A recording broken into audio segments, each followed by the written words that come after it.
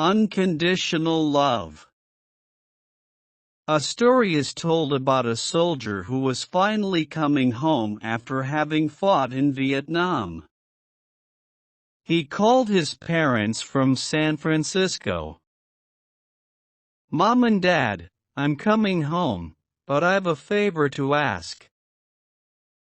I have a friend I'd like to bring home with me." "Sure," they replied, "we'd love to meet him." "There's something you should know," the son continued. "He was hurt pretty badly in the fighting. He stepped on a landmine and lost an arm and a leg. He has nowhere else to go, and I want him to come live with us." "I'm sorry to hear that, son. Maybe we can help him find somewhere to live." "No, Mom and Dad, I want him to live with us." "Son," said the father, "you don't know what you're asking. Someone with such a handicap would be a terrible burden on us. We have our own lives to live, and we can't let something like this interfere with our lives. I think you should just come home and forget about this guy. He'll find a way to live on his own." At that point, the son hung up the phone. The parents heard nothing more from him. A few days later, however, they received a call from the San Francisco police. Their son had died after falling from a building, they were told.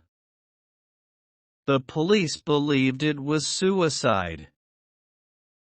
The grief-stricken parents flew to San Francisco and were taken to the city morgue to identify the body of their son.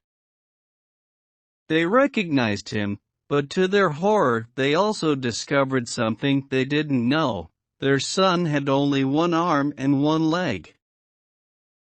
The parents in this story are like many of us.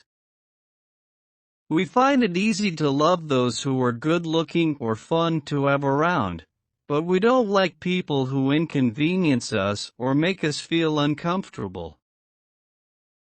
We would rather stay away from people who aren't as healthy, beautiful, or smart as we are. Thankfully, there's someone who won't treat us that way.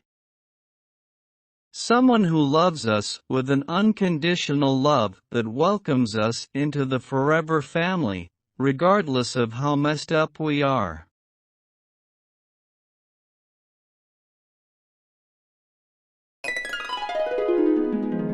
Please subscribe, like, and comment your idea.